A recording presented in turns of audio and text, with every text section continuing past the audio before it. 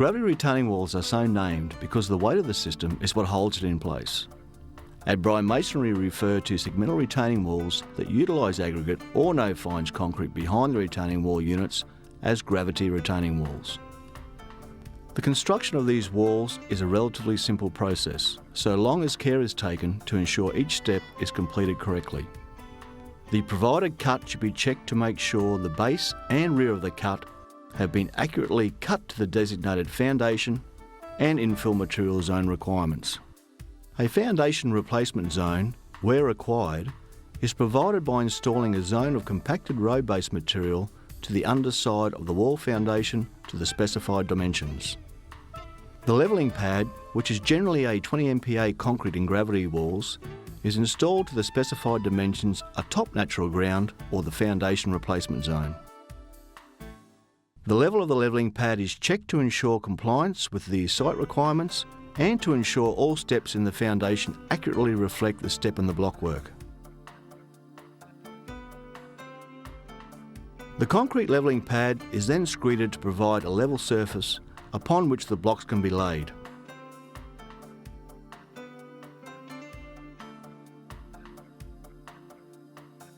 The blocks are laid onto the concrete levelling pad using a string line to ensure correct alignment of the wall units.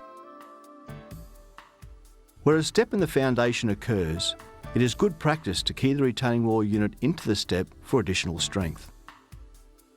Steps should not be any higher than 2 wall units, and preferably only one. Once satisfied with the wall alignment, the blocks are levelled and embedded slightly into the surface of the concrete levelling pad before it goes off. It is essential at this point to ensure that the concrete has hardened enough to support the weight of the retaining wall units, but not so much that the blocks cannot be embedded. The level of the retaining wall units should be checked front to back and side to side on each unit and over a number of adjacent units. The subsoil drain is then installed to the back of the retaining wall units, taking care that the minimum 1:100 falls are achieved to the outlet points. Outlets should be provided at no greater than 20 metre centres and may be required at closer intervals in certain applications. The infill material of aggregates or no fines concrete should then be installed to the rear of the retaining wall units and to the voids between the units on a course by course basis. The course by course installation of the infill material is necessary to ensure that there is adequate mass in the structure, that the correct degree of bond occurs between each subsequent course of blockwork, and that no settlement occurs in the infill material. Where it is necessary to install the infill material over 2 courses, the cores should be rodded to ensure the infill material penetrates to the course below. Under no circumstances is infill material to be installed in greater than 2 block lifts. The block surface should then be cleaned off in preparation for the next course.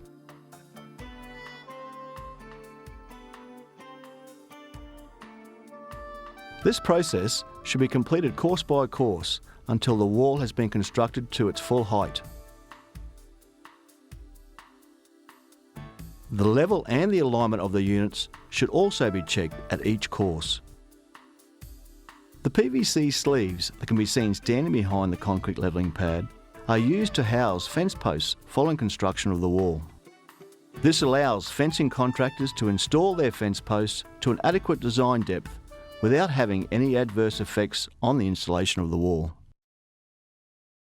Once the wall is installed at full height, it becomes time to install the capping units. Capping units are not required for all retaining wall types. The caps should be placed with a string line along the face of the units to provide a neat finish at the face of the wall. The capping unit should be adhered to the course of the retaining wall units immediately underneath and to the capping units on either side.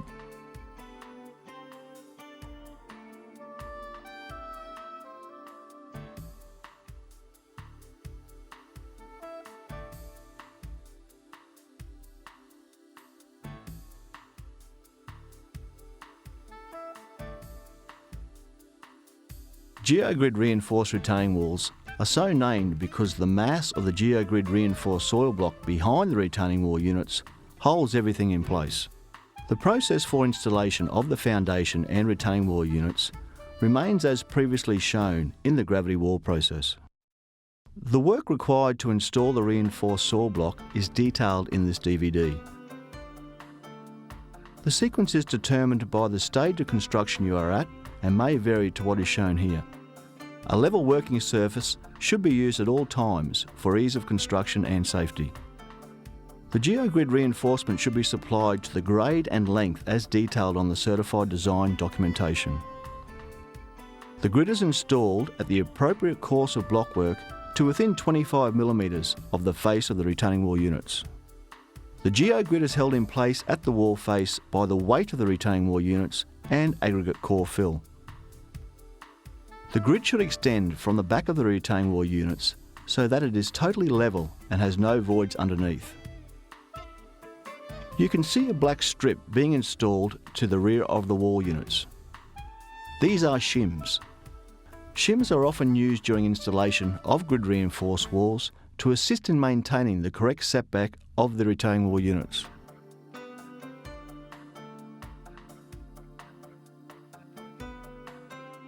As shown previously, checking the level and alignment of the wall units is important to provide an aesthetically pleasing finish to the wall surface. Once satisfied with the line and level, commence the placement of the material in the reinforced fill zone. A 12 to 20mm drainage material is installed into the retaining wall unit voids and to a depth of at least 300mm to the rear of the retaining wall units. The infill material for the voids in the retaining wall units should be installed in no greater than 2 unit lifts and preferably in single course lifts. The anchor range of products, as manufactured by Adbri Masonry, have different setbacks and block configurations. The ability of the blocks to have the drainage aggregate installed in greater than single block lifts varies unit to unit. As such, you should check with Adbri Masonry as to the suitability of installing the core fill in greater than single block lifts.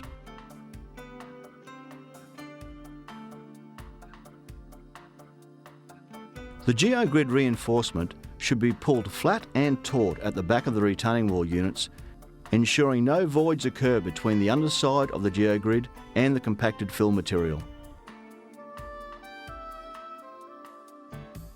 The grid should be pinned in place. The Geogrid should form a continuous layer at each of the designated wall elevations. There should be no gaps between the individual sheets of Geogrid, nor should there be any overlap.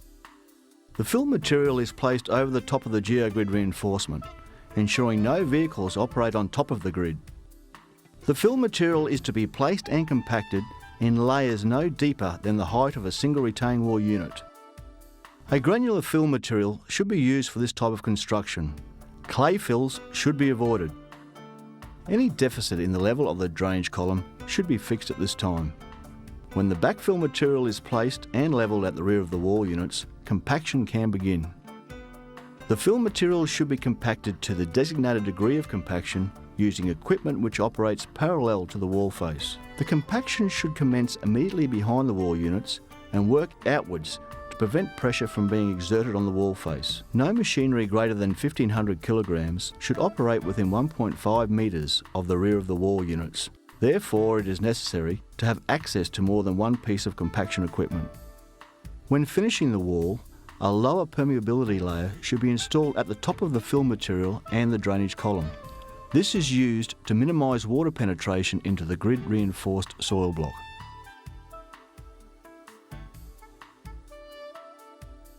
The wall surface should then be cleaned off and capped to finish the wall.